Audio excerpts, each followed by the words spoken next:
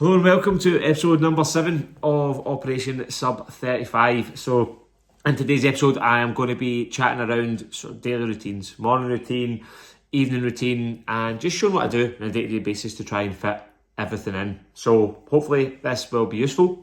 We've covered a lot in the series so far, from nutrition, training, running gear, everything that I can think of, and there will be some training videos in there in this episode, but it'll all be around kind of routines. Then we'll go into the final episode, which will be race week, the carb load, the prep, the event itself, and whether or not we achieve the goal. So hopefully enjoy this penultimate episode, and we'll speak to you throughout the episode. So to kick off the morning, we start with our electrolytes. Try and get most of this flask down me just to rehydrate from the previous night's sleep, and then also just to wake myself up. I get the body moving. I normally start with 20 press ups straight away just to get the blood flowing, and you feel wide awake after that. Then it's straight outside, and this is always better when it's daylight, but what can we do? So straight outside, a wee bit of kind of stretching, a bit of mindfulness, some sort of deep breathing, and yeah, just getting outside. This has been one of the biggest things for me in terms of just waking up, feeling good, getting energised. And as I said, it does work a lot better when it's daylight, so the summer months, but it's getting dark now, but it still does the job, the cold air, and wakes you up. And after that, it is getting the ice bath sorted. So just to rewind a wee bit, it is currently around about 4:30 during this time. So my alarm will go at 4:15 to go and start this process. So yeah, this will be around 4:30. I'm just checking the temperature because if the temperature is above 15 degrees, which it typically is during the summer, I don't go in it, because the benefits are or have been shown anywhere between sort of 2 and 15 degrees. So if it's 15 or below, I'm getting in. And as you can see, it's 15. Part of me praying inside that it was going to be 16 and I didn't need to go in it, but it's 15 degrees and that is cold enough to see the benefits according to the science. So yeah, you can see me saying it's roasting there. So it's basically, it's as warm as it's going to get in terms of an ice bath.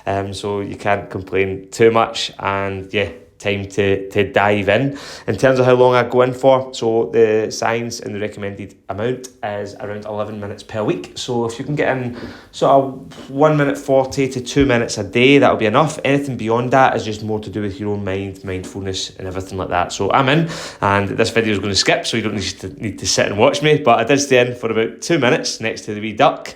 And yeah, then it's time to get out, and although that's 15 degrees, it still felt freezing, especially sitting there at 4:30 in the morning. You can see me doing a wee bit of celebration here. That's that done. A half grimace, half celebration. So that is the ice bath done, and that is a real habit of mine now in the winter, especially when it comes to recovery. So yeah, ice bath done and dusted.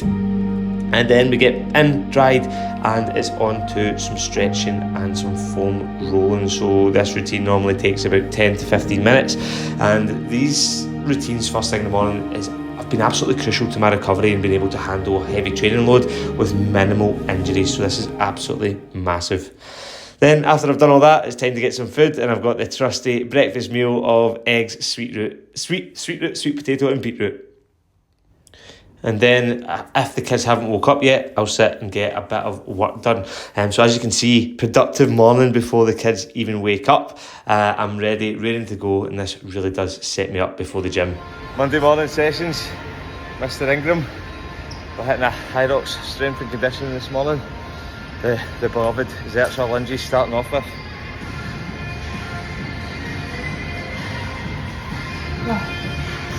Back home, get the kids ready, madness of breakfast, something to eat, and then the day starts. So the day, since dropping the kids at school, it's just a work block. Nothing too much to be videoing about. Just lots of work. Today, for instance, was creating a good bit of content for social media and things like that, recording podcasts.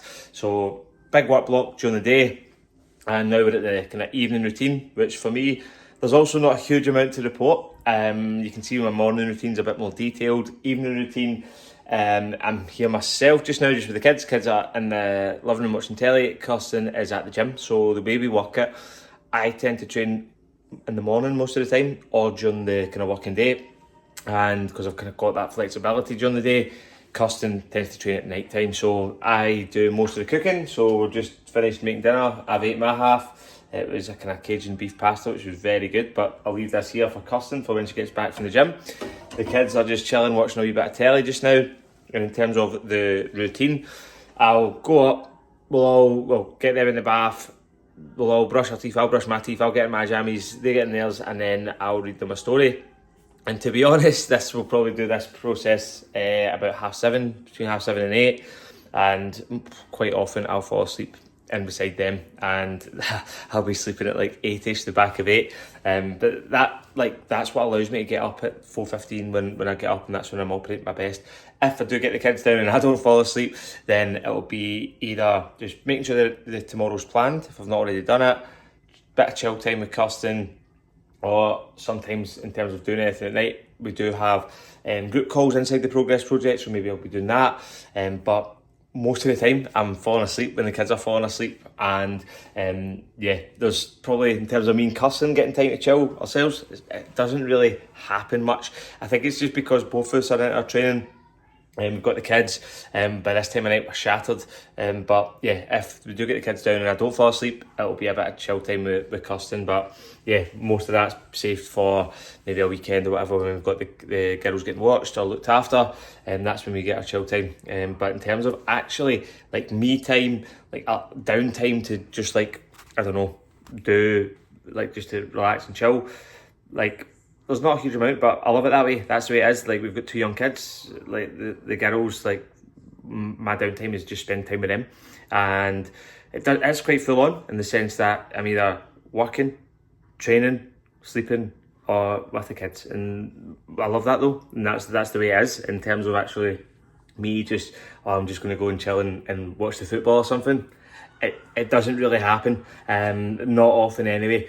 And yeah, that's the way it is at the moment, and I love it. But yeah, nighttime routine, there's not a huge amount to report. I've made the dinner, we've ate dinner, kids have ate dinner. I'm going to go and get them, maybe have a wee hot chocolate, watch a bit of a film. I'll take them up, and we'll get to bath and bed, and that's the excitement of my night. But no, that's it. That's the way I love it at the moment.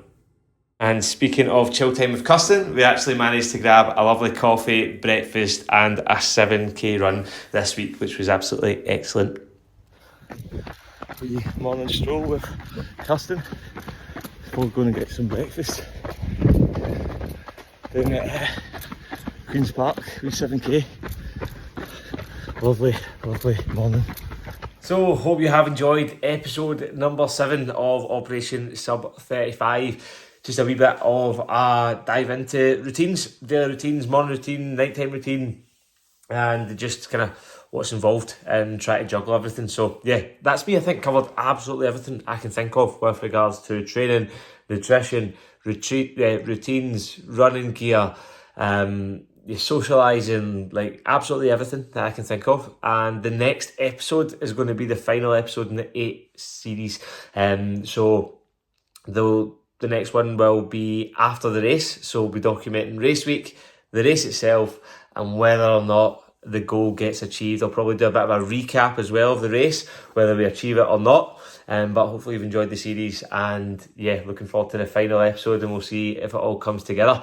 There'll be more series like this though. We've got many events coming up in the near future, from High Rocks to more running events. So this is going to be a common thing for me. So if you have enjoyed this, like this, subscribe, and you'll get notified of any other series episodes. But yeah, now it's all about full steam ahead into race day. As I say this, we are now 11 days out, so it's coming close. I'm feeling good though, and we'll see how we get on in the next episode.